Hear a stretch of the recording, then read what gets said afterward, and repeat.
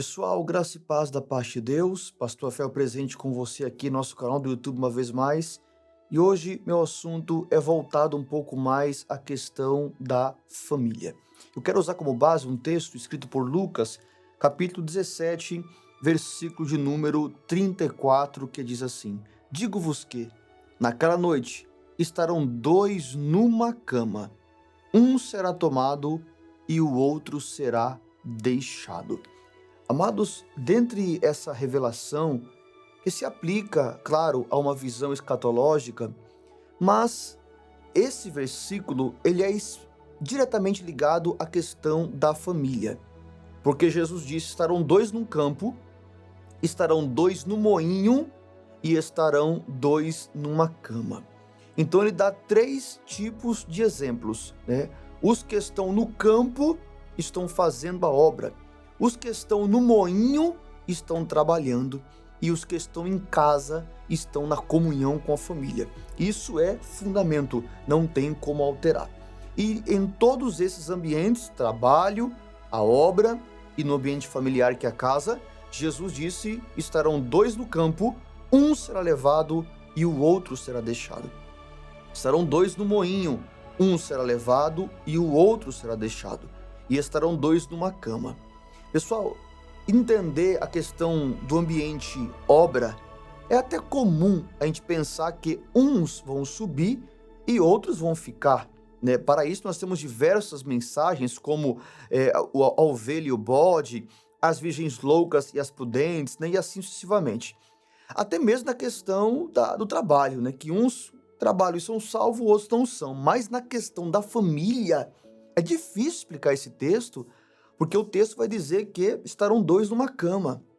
E como Deus não concorda com o mesmo sexo trabalhando, né? Então o aspecto da revelação é: estarão dois, isto é, o marido e a mulher, o esposo e a esposa. Estarão o casal numa cama, estarão dois numa cama, um será levado e o outro será deixado. Entender que alguns da igreja vão ficar é até relativo.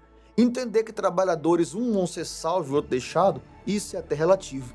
Agora, como explicar isso dentro da sua casa?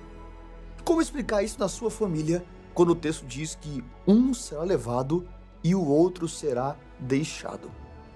Ele disse algo muito importante. Olha o que ele falou: um será levado e o outro será deixado.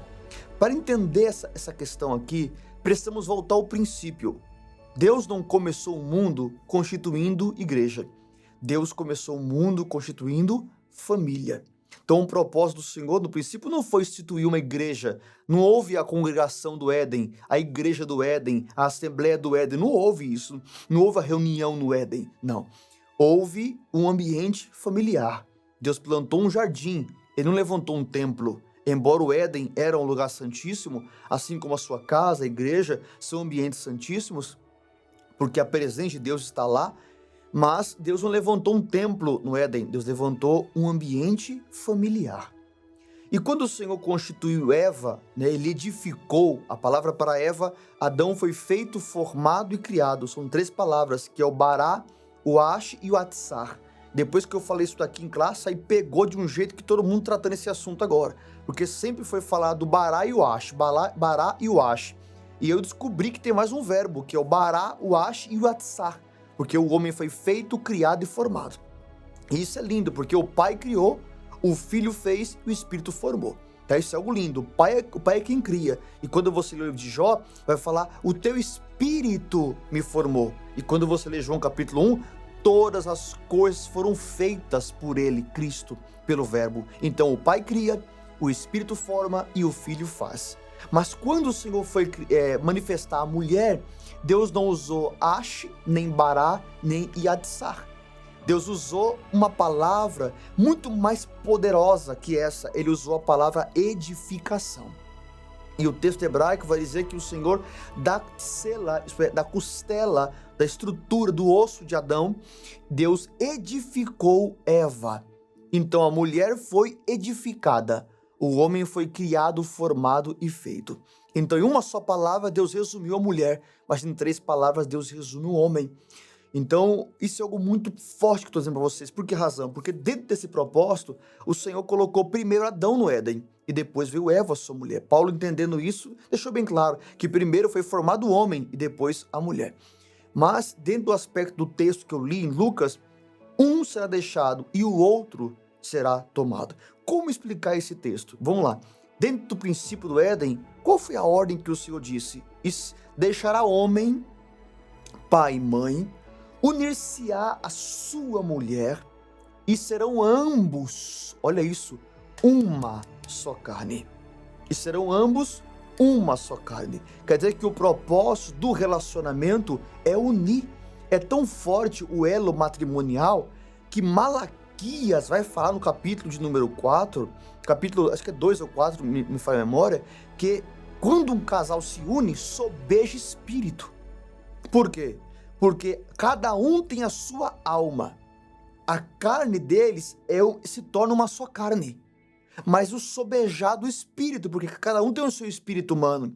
E Malaquias falou sobre isso, é o sobejar do espírito. Quer dizer que todo casal, ele tem capacidade de sobejar na espiritualidade. Isso é algo muito forte.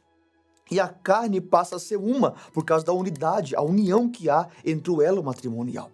Agora vamos lá, se o texto diz, e serão ambos uma só carne, como é possível o texto dizer, estarão dois numa cama? Um será levado e o outro será deixado. A pergunta é, por que um dos dois ficou? Porque um é mais santo que o outro? Não. Porque um peca menos que o outro? Não. Não pensa isso. Porque um obedeceu e o outro desobedeceu? Não. Esse não é o fundamento. Por que Jesus disse, um será levado e o outro será deixado? Porque o propósito do matrimônio é que ambos sejam um. E o que é que ele disse? Estarão dois numa cama. Então por que um foi levado e o outro foi deixado? Porque na ocasião da ida, Deus não encontrou um, ele encontrou dois. E se Deus encontrar dois, vai subir aquele a quem o Senhor mais justifica.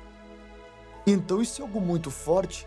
Eu quero perguntar a você hoje, se o arrebatamento fosse nessa noite, Deus levaria você e a sua esposa? Ou Deus levaria a sua esposa e você ficaria? Ou Deus levaria o seu esposo e você ficaria? O propósito do Senhor não é que dentro de uma casa haja dois em uma cama. Não, é que haja um em uma cama. Que lindo falar sobre isso. Que poderoso falar sobre isso. E Satanás, ele tem trabalhado. Para quê, professor? Para causar divisões, para causar um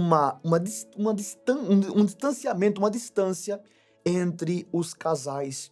Porque o inimigo sabe que se ele semear a divisão, um dos dois vai ficar. A vontade do Senhor é que toda alma seja salva. Então a vontade de Cristo é salvar os dois. E como o diabo sabe que não vai ganhar os dois, ele vai semear uma divisão para tentar segurar pelo menos um. Eu quero que naquele grande dia, eu e minha esposa estejamos como um. Como você quer? Como você quer estar naquele grande dia? Então muitos serão pegos com essa palavra. Na ocasião da ida do transporte, o texto diz, estarão dois numa cama. E deveriam estar um numa cama. É por isso que Jesus disse essa palavra. E nesse mesmo capítulo, Jesus só disse um versículo e é um dos menores da palavra. 17 de Lucas, versículo 32, ele diz, lembrai-vos da mulher de Ló. Ponto. O que houve com a mulher de Ló? Enquanto Ló saía do propósito, ela se distanciou do propósito. Ló saiu, Ló foi tomado e a mulher foi deixada. E isso vai ser uma realidade na vida de muitos casais que não entenderam ao decorrer da sua vida a importância que há da unidade entre eles. Unidade nos propósitos, unidade nos objetivos, unidade no Deus que serve. Então, atenta ao que eu vou dizer. Se você é um casal, observe e veja se Satanás não está bombardeando a unidade entre você e sua esposa. Até o próximo vídeo. Deus te abençoe. em nome de Jesus. Grande abraço.